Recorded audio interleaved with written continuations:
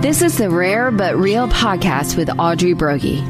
Audrey is a pastor's wife, mother, and grandmother who will often be joined by her daughter and daughters-in-law as they discuss what it takes to be a woman of God in these challenging days. For years, young women have grown up with an indoctrination of what womanhood is and what it should be. Yet God still raises up real women in every generation who love Him and want to live for Him. They are rare, but they are real. And now, Audrey Brogy. Hey there. I am so glad to be back in this podcast studio today. And today I have another granddaughter with me, and her name is Agnes. And I am so thankful that all of my grandgirls have been so willing to come on the podcast and to talk a little bit about their family, about school, about even at the different ages they are, their walk with the Lord, what they're studying, all kinds of stuff. And so today is Agnes. And Agnes, why don't you share a little bit about yourself, like your age and maybe how you came to know the Lord. Talk about that first. We'll start there, okay, Agnes? Okay, so I'm 9, and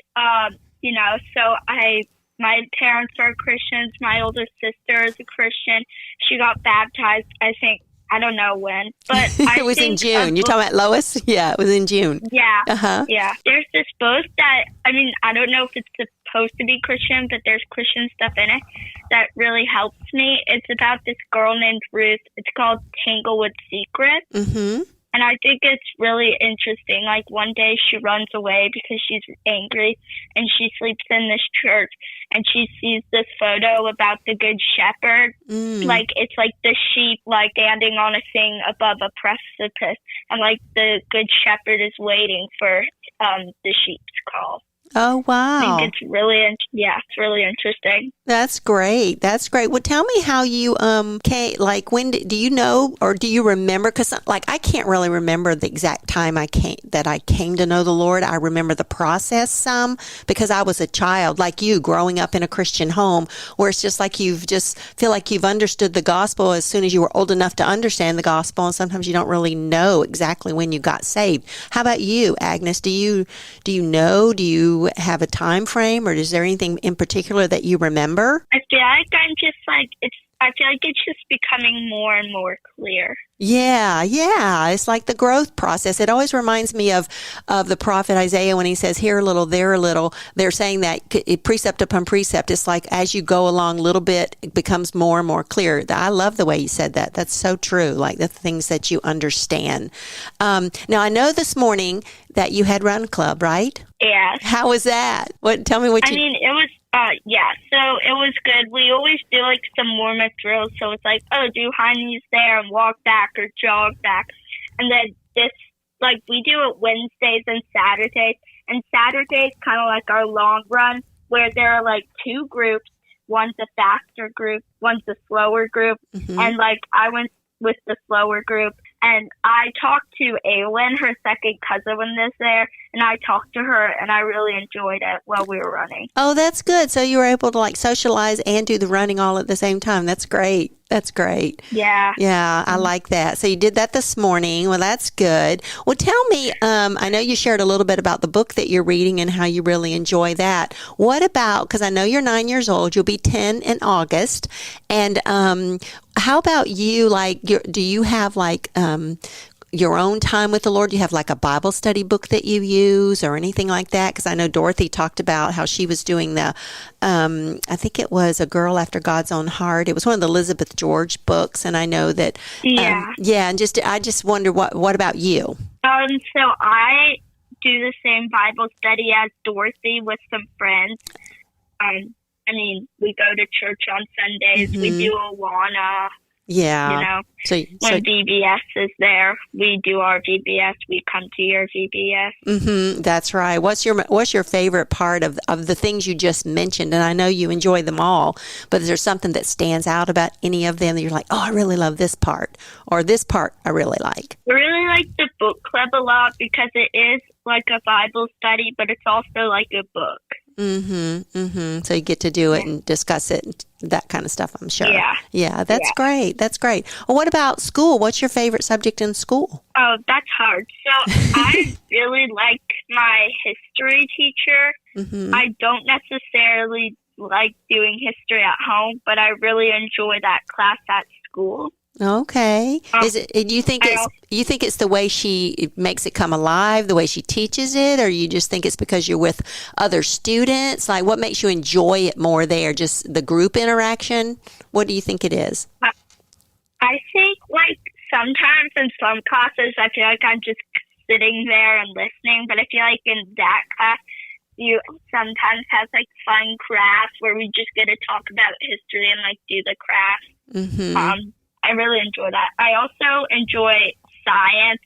We do a lot of experiments, which is really fun. Yeah, those are always really fun. I just remember even doing those at home with my kids, and they were always fun to do the science experiments. So fun. So tell me about. Go ahead. Were you getting ready to say something? Did I cut you? No. Okay, I didn't know if I cut you off.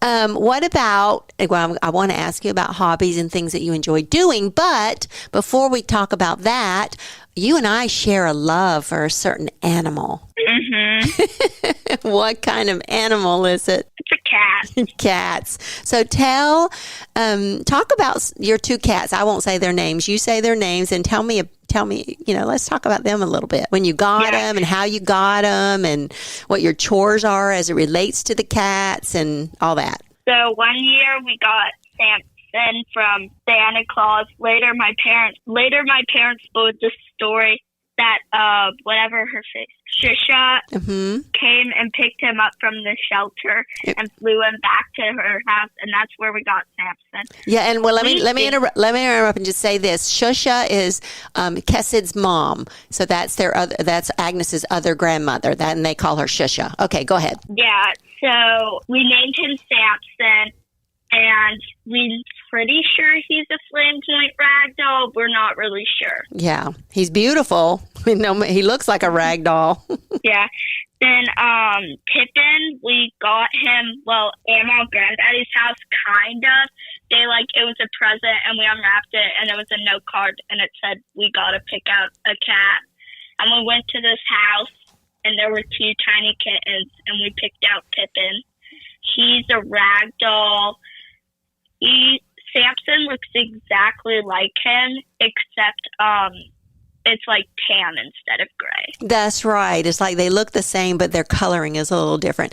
Now, you tell me if I'm wrong, but this is the way I think about Samson and Pippin, or at least my experience when I'm there. Pippin seems like more of a people cat. Like he's socialized. I know even when I was at your house, if I was up first early, if I went on the back porch and I was having my quiet time, Pippin would come out there and join me and sit on the table next to me, and he would let me hold him very easily, but then he didn't want to be held long, but he always wanted to be with me, those kinds of things. Samson, on the other hand, would not come find me, or he would be harder to be social, but then when I did hold him, he would stay on my lap a long time. Now, that's my experience with your two cats. Would you say that's accurate, like it just at home with y'all, or is that just because that's just the way they are with me? Yeah, I think you're right. Pippin's more of like a social cat, and Samson's more of like, I'm going to hide away. Hide away, yeah. So, but they're both beautiful cats. I love them. And I love the fact that y'all have them. And do you know, like, when y'all first got Samson, did y'all like say, oh, we want another cat? Like, how did it come about that y'all ended up getting the second cat? Did y'all just want another one, or you felt like Samson needed a companion, or do you remember, or you don't really know? So I think one of the things is Samson needed a companion, and I wanted a second cat because after we got Samson, I fell in love with cats. Are you the one out of all of your siblings? I know all of y'all love the cats, but are you the one that loves them the most, or no? Yeah. I always see you with the cats. That's good. What about hobbies? Oh no, go ahead. Tell your story.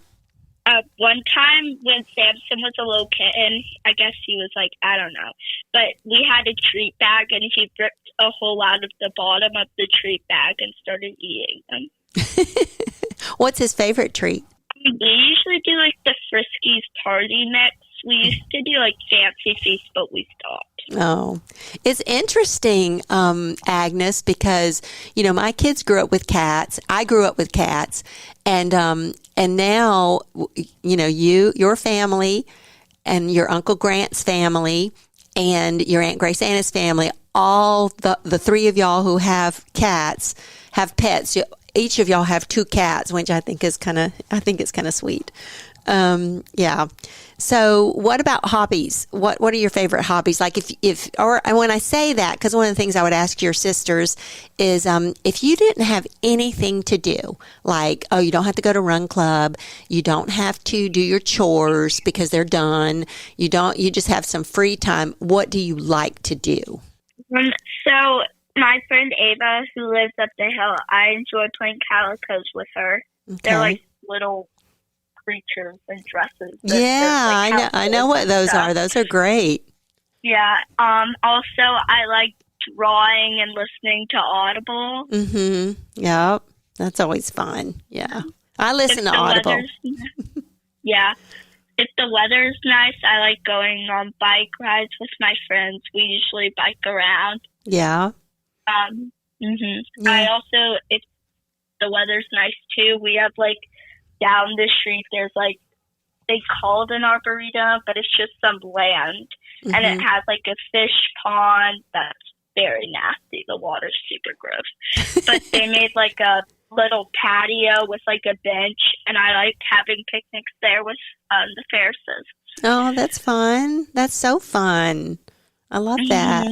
Well, what about when we were talking about Bible earlier, I didn't ask this question, but in the Bible, who would you say is your favorite Bible character? And I know they're all great. Like, I know there's things you learn from the negative characters, and there's, where God tells us, about the bad people of Scripture, and then we learn about the good ones. But if you were, and so for me, that's hard, but, sometimes it's like, oh, well, this person really stands out to me because of this. But what about you? Is there a story in particular, or a particular person in the Bible that you're like, you know what, I really like that, and I really appreciate this about that person?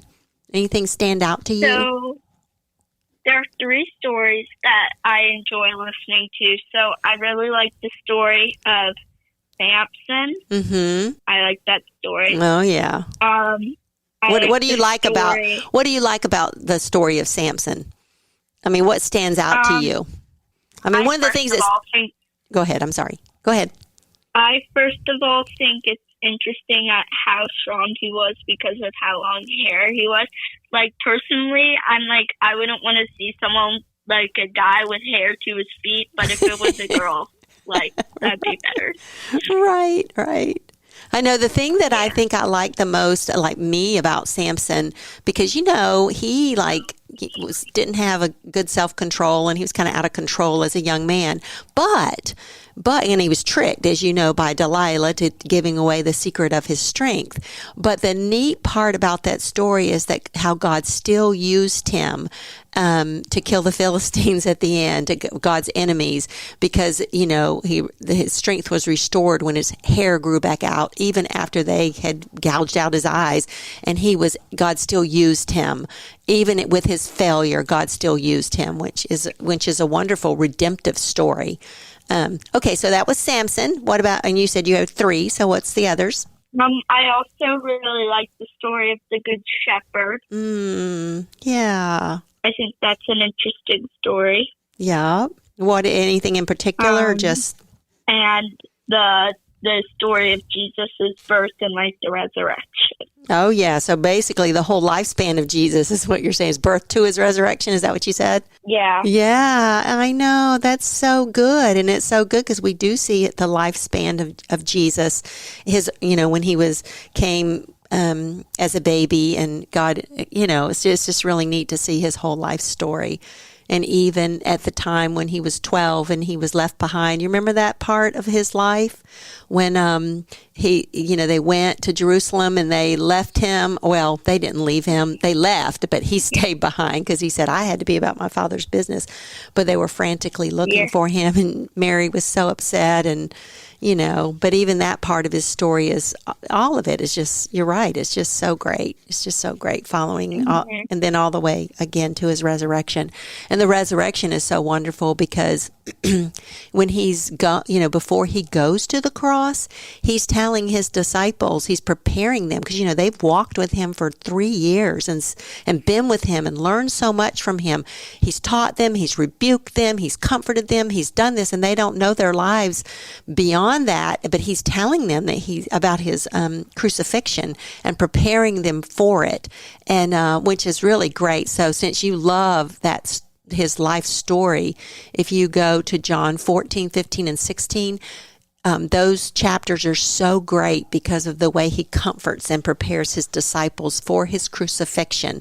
But then, of course, which is a very, very sad time, the crucifixion, but you're right, when it goes all the way to the resurrection, it's just a wonderful thing. I love that, Agnes. Those are the three things that came to your mind, and even talking about the Good Shepherd, because that's who Christ is, and he's our Good Shepherd. So that's great. What about some funny stories growing up in your home filled with 4 girls? Anything? Yeah. I mean, this wasn't funny at the time, but after, I think it's funny. So I was in Greenville.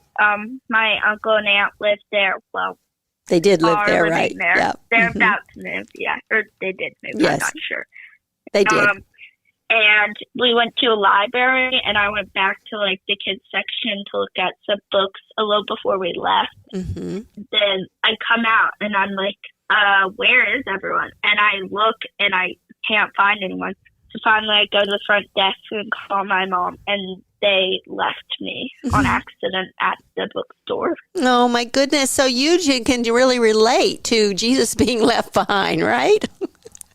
Mm-hmm. Except he wasn't, of course, he didn't have a phone to call his mom. He was in the temple. But I'm just saying that it's so easy for that to happen, Agnes. So at the time, because I know you went and you knew your mom's phone number, because didn't you borrow somebody's phone at the desk? Is that what you did? They had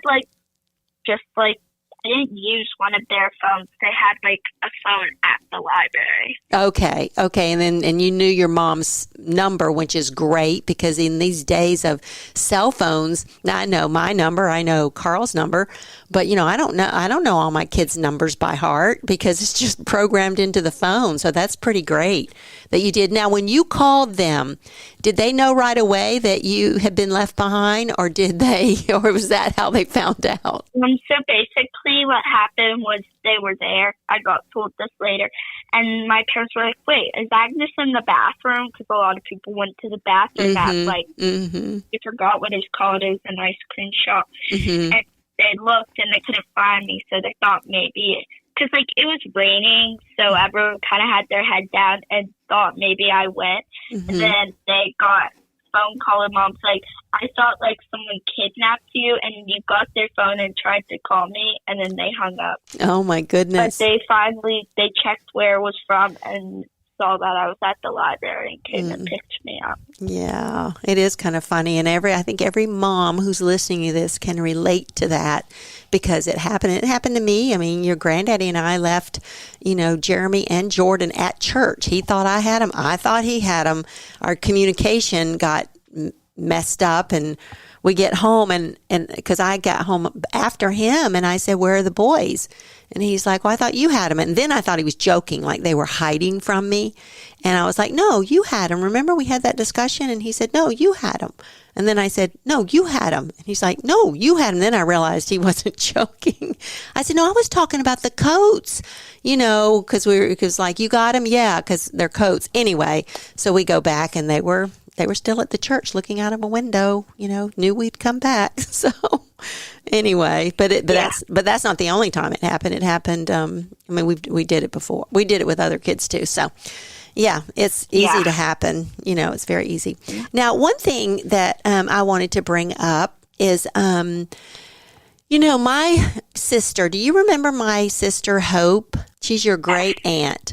And one time, and it was when we were, and again, this was after my mom died, and we were at her house at, having food, but my sister told me later how much she enjoyed your company, because if I am remembering this correctly, and this is just based on what she told me, that you and she walked around in the yard and y'all talked for a long time. Is that correct?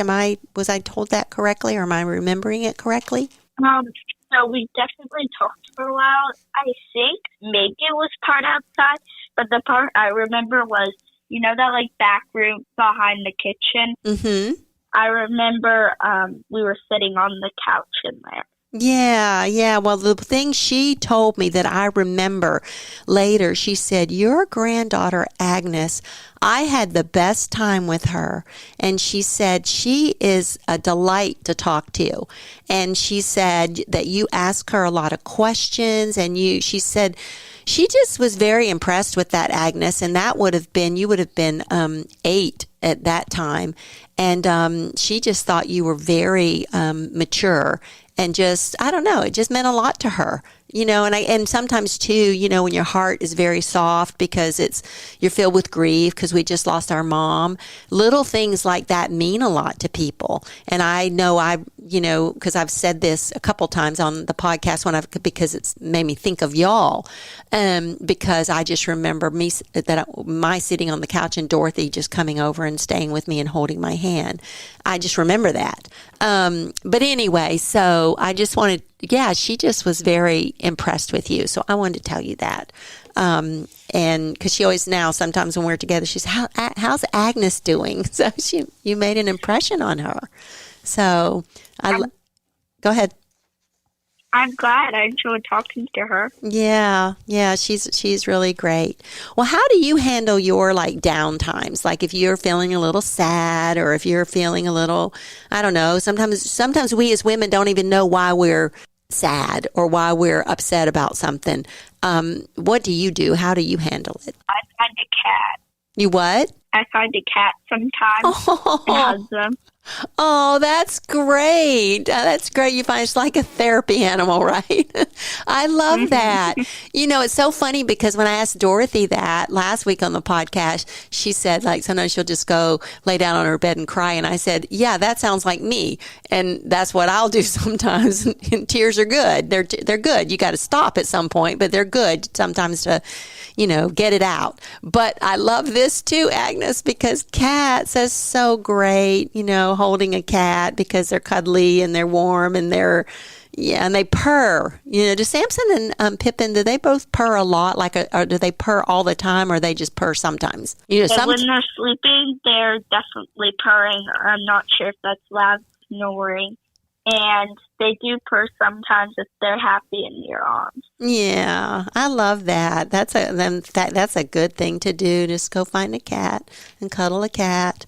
That's so great. Sometimes when I'm walking in our neighborhood, we don't have a cat, but neighbors do. And sometimes I I don't pick them up because, they don't come to me. They don't know me.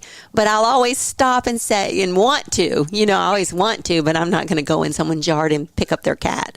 But anyway, but I love seeing them. There's something very, I don't know. That's great. I love that. I love that you do that.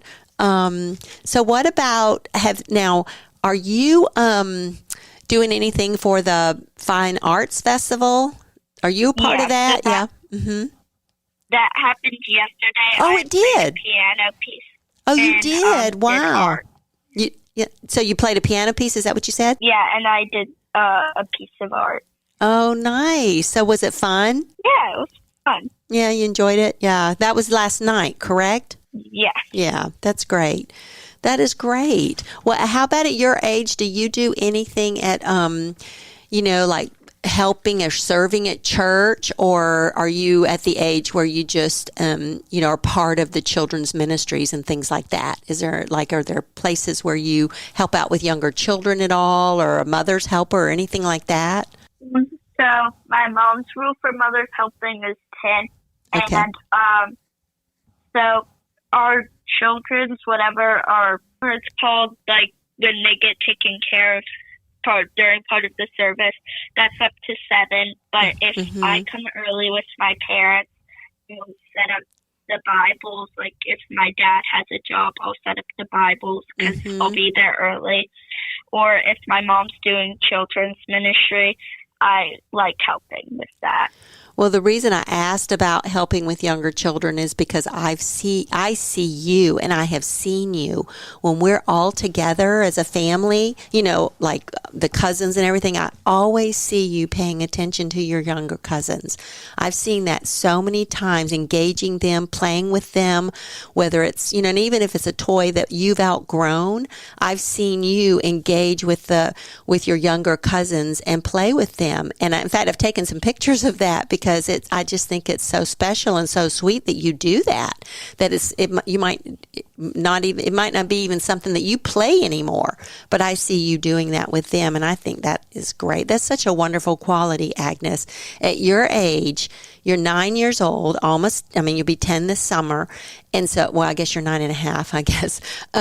So you'll be 10, but to see that you pay attention to younger children, I just think that's a wonderful quality to have. And that's why I was asking that, because I knew you probably weren't old enough to serve in an official way, but sometimes just coming alongside and helping a mom who maybe their 2-year-old is getting ready to run off, and then you engage, you talk to them or say something. I don't know. I just think that's really neat.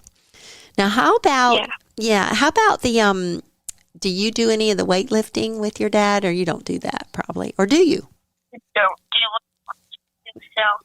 For physical exercise, usually my mom, makes us go outside. We usually bike. Also, I kind of do just run around the house, jumping up, doing physical exercise that's not really meant to be. I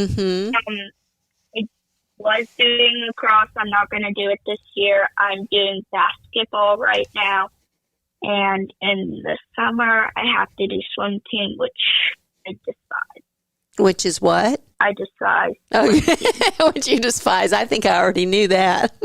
But you do it because you got to do it, right? There are some things. My mom makes me. I know. There are certain things that you have to push through that you don't want to do. And I know when we used to make our kids run, and your dad hated it. But, he didn't want to do it, but he did it because we made him do it. So, he pushed through it, and now look at him. He's weightlifting and doing all this other stuff. There's some things that parents just have to make their kids do, and I remember that, too. There were things that my parents made me do that I despised. I would use that word, too, Agnes. I despise this. So I totally understand it. So what about... go ahead. So the thing about basketball, my mom also made me do that, as well as run club. Which run club, I enjoy the Saturdays a lot more than I do the Wednesdays. I still do not want to wake up on Saturday morning at early. You'd like to wake up at 7:30, but sometimes I wake up later. And basketball is fine. I don't know. You don't love it? Yeah. Yeah, you don't love it. It's okay. It's fine, but I don't love it. I know. But all those things are the different things are good for us, especially if your parents think that you should do it. There's a reason. There's a reason behind it usually. So that's good. What about one of the things I always like to do? I did this with Claire and Grace, and I did this with Audrey, Kate, and Evangeline, and I did this with your sisters. I have you share some things, qualities that you admire about both of your parents and about your siblings. So why don't you share the things that you admire? You can start with your dad maybe, or you can start with your sister. You can start however you want. Okay. So I think for Dorothy, I think she's really funny and she's nice. Yeah. She'll play with me, even though it's probably not the first thing she wants to do. Yeah, that's great. Yeah. So you see that you see. Go ahead. Oh, I'm sorry. I was just going to say you see that as kind of a sacrifice sometimes. It's not the first thing she wants to do, but she does it. Yeah. Yeah, that's great. I think. I think Bruce is really generous. Just giving us, things. Oh, I love that. And I think Lois, even though she has a really busy schedule, she'll still like play with me. Mm. Yeah, the teenage years. Yep, busy, but she still takes time for her sister. That's great. That's great. How about your mom and dad? Mm-hmm. I think one thing I like about my dad is he's hardworking. Mm-hmm. You know.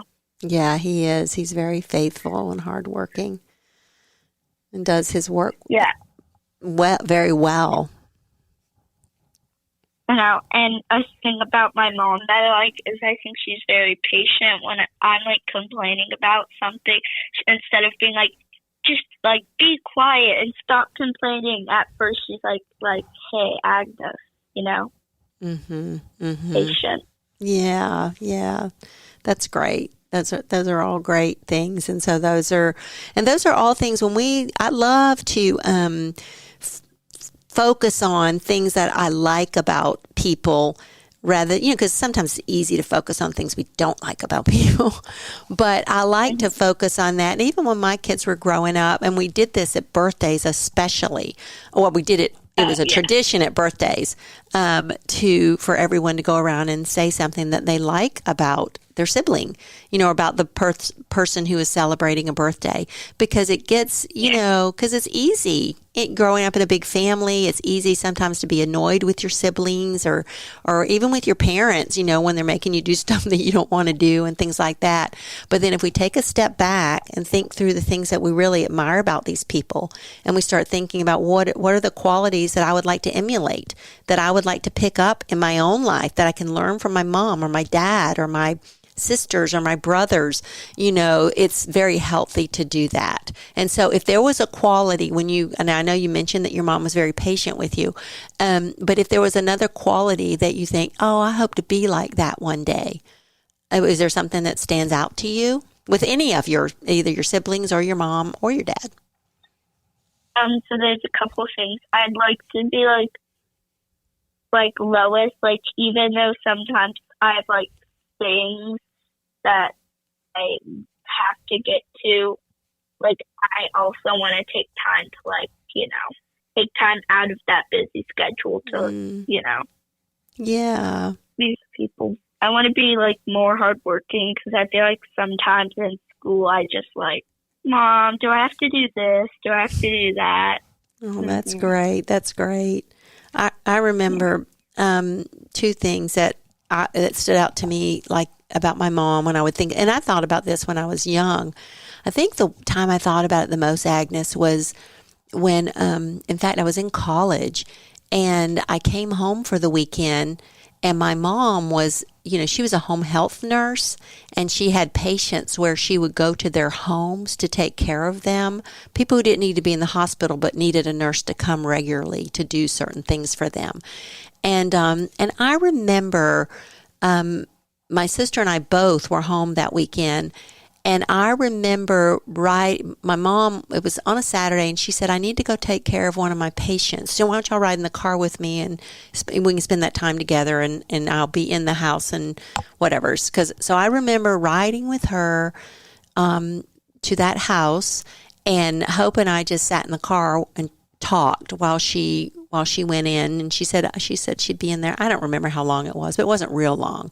But then she came back out and said, okay, and I think maybe we went to lunch. I don't remember. I remember we did something fun, but I do remember saying, Mama, what did you need to do? What kind of help did this woman need? And she shared with me, and it was a personal issue, and I won't say what it was, but it was a personal issue that, I remember in that moment thinking how I could never do that. I remember thinking that my mom could care for the intimate needs of people because she had such a compassionate, merciful heart. And I remember in that moment just having this great admiration for the fact that she could care for, and I knew enough about my mom to know how she would tenderly care for that person. And but anyway, all I'm saying with that is I remember thinking about how I'm not like her. In that way, I should be more like her. Not that I would have to like do that, because God didn't call me to do that kind of thing. But I just remember thinking I wanted to be more compassionate, I wanted to be more compassionate like she was. So anyway, that just came to my mind. And you saying that, like, I love what you even said. You wanted to be more like Lois, to take time out of a busy schedule, because everybody can get very, very busy and think, oh, I don't have time for that. But that you see that as something that she takes time out of her schedule to spend time with you. And when you said to be more hardworking, who did you have in mind there? Was that your dad? My dad. Yeah. The stick-to-itiveness, maybe? Stick with the project, because he could, he did. He could do that. Yeah, he was, your dad was always so helpful too. Like, if we had to put something together, your grandfather hates doing those kinds of things, like putting together a grill, things that have parts. But your dad could always help him, even when he was a teenager, help your granddaddy, his dad, do those things with great patience, and walk through it. So, and to stick with it. And it goes to your point about being hardworking and sticking with the project. Anything else about that? Anything else you'd think, oh, I'd like to be like this? But I love those two things. Are great. Go ahead. More generous, I think, because I feel like whenever I get something, someone's like, oh, can I borrow this? Like, no, it's mine. You're saying that's how you normally think? Yeah. Yeah. So I know. Well, and it's good that you see that that you're like, the Lord could help me with that. Be more generous. Yeah. So, anything else you want to share before we wrap up our time together? Anything else that comes to your mind? Anything in particular you like about y'all's family devotions? Because I know y'all have them. I know that reading aloud or anything like that. Anything that I didn't cover? I was looking through my notes here, thinking if there's anything else I wanted to ask you. Well, I think this has been good. What'd you say? I said no. I think you did a good job on asking all these questions. And you did a good job answering all my questions. I love that. But I love you, Agnes, and I love, when I see you, I love being with you, and I love spending time with you and hearing you and watching you, and I just love watching y'all grow up, too. And there's just a real sense of camaraderie among with you and your sisters, which I love seeing that. So, all righty. Well, thank you so much, Agnes, for taking time out of your busy schedule, because I know you have basketball tonight, correct? Yeah, but there's a gap between it. There's what? There is a gap between run club and basketball. But still, there are other things you could be doing right now instead of talking to your grandmother or your Emma. But I'm so thankful that you took the time to do it. It's been like a highlight for me to do these podcasts with you girls, and because y'all are the next generation of the rare but real girls who have a heart for the Lord, who love the Lord and want to live for Him and obey Him in their generation. Because you will far outlive me. And but I pray for you and all my grandchildren that that y'all would know the Lord, that you walk with the Lord, that you would obey Him, that He would use you greatly for the time that He's called you to live in. And I already see that playing out in y'all's lives, and I'm so thankful for that. So I'll close this in prayer, and then we'll close out the podcast. Father, I thank you for Agnes. I thank you for her heart for the Lord. I thank you for her heart for people, that I've seen that in her life, even at her age. I love how your word says, even a child is known by his doings. And I see how Agnes cares about people, and I see how she cares about younger children. I see how even she spent time with my sister and made an impression on her. And so I thank you for her life. I pray she would always walk with you, and we love you, Lord. We trust you in Jesus' name. Amen.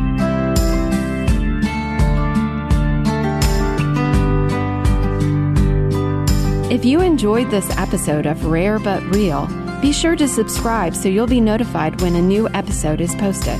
And share this podcast with friends. Follow Audrey on Instagram and Facebook at Mothering from the Heart. And listen to all her messages on the Search the Scriptures app.